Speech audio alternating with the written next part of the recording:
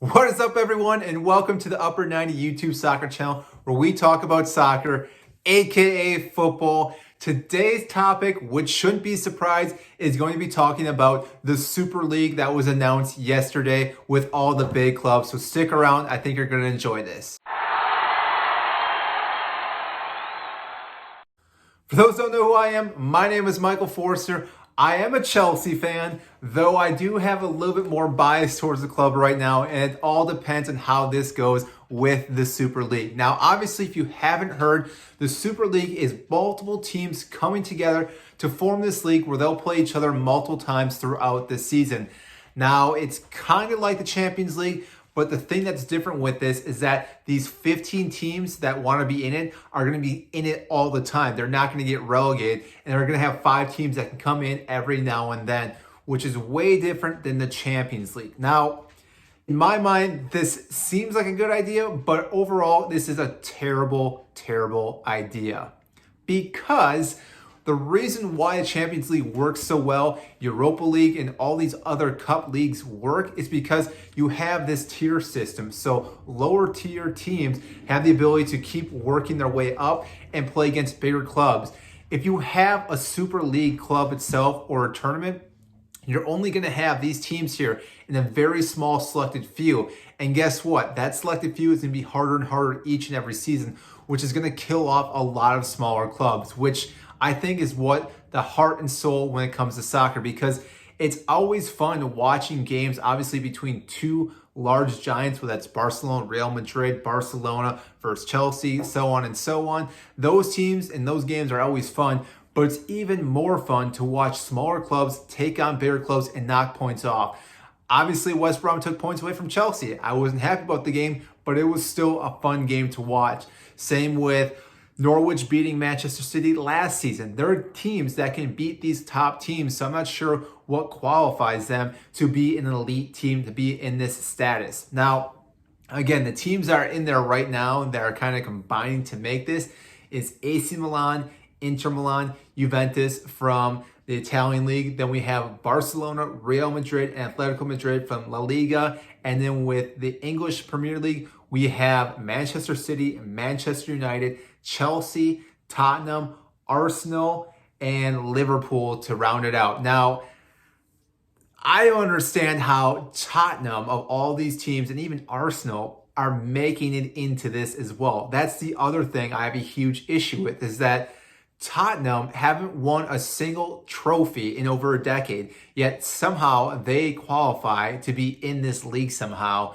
And Arsenal, who have been absolutely terrible in the league for the last, I'm not even sure how many seasons. Yes, they've won some FA Cups, but that still shouldn't qualify you for being in an elite group of teams, because Liverpool obviously has won the league just recently. They've won the Champions League. Chelsea obviously haven't been doing as well, but have won the league in the last couple of years. Man City, obviously, we don't need to say much about that. Manchester United, again, not a team that's winning much, but they still have that, I want to say strength, but they have the ability to have a huge fan base for the most part. So they're a team that I definitely understand. All the other teams definitely understand as well. But that's the one thing I don't understand with, is that how these other clubs can be in here and not have other clubs being in as well. Because again, Tottenham, I don't think they're one of the best English Premier League teams. There's plenty of teams that are better than them that should be above them if it's coming to that. Now, along with that, if you haven't seen, the Bundesliga also has mentioned that they are not participating in this. So Bayern Munich and Dortmund and Leipzig, or depending on which other teams you want to talk about, are currently not in this, which I think is a huge stand for that, along with PSG from the French league, because these two teams, also Bayern and PSG, have some of the top players in the world. So the fact that these two teams do not want to participate, I think, is a good resistance to this.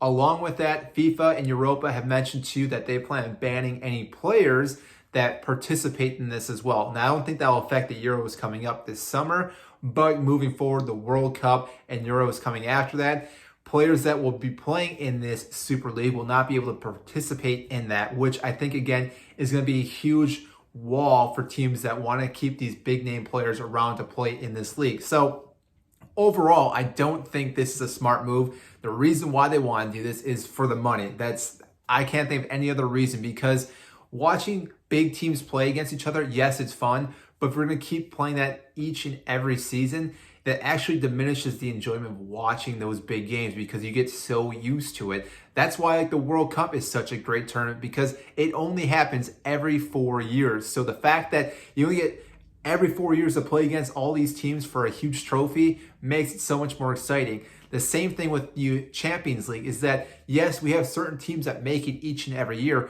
but guess what? A lot of those teams don't make it to the semifinals, the quarterfinals, or even the round of 16. A lot of those teams get knocked out and therefore have to wait another season. But if they have a Super League where there's no issue with them ever getting knocked out or not making it for these top 15 clubs, I don't see what the real desire for it is going to be. So overall, I think this is a terrible thing. There's even been multiple players that have spoken out about this as well. Ozil being one of the big ones that's spoken out and disagrees with this, and I agree with him, what he said, along with Bruno Fernandes, who came out today and mentioned that he is also against this.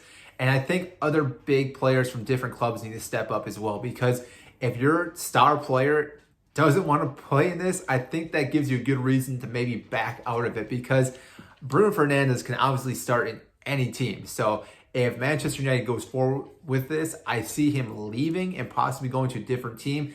Same with Kevin De Bruyne, same with some of the Chelsea players, same with some of the Liverpool players. Now, obviously, it's not in stone right now, but if this does go through, I think a lot of those players will move on to different clubs. And I think we'll see some other clubs getting absorbed by other players. And so it could make the Premier League better, I guess, if those teams leave, but who knows? We'll see how it goes. So overall, I think the Super League is dumb.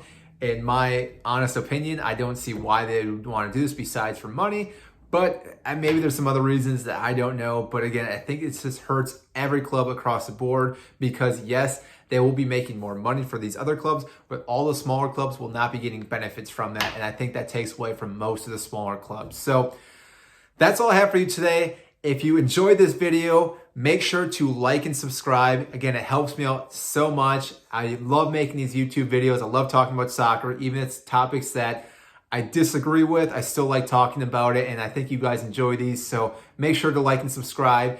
And as always, we'll be talking about soccer. Hopefully next video will be a little more positive on some higher notes. Hopefully we'll be talking about the Super League falling apart. We will see though. So we'll see you next time.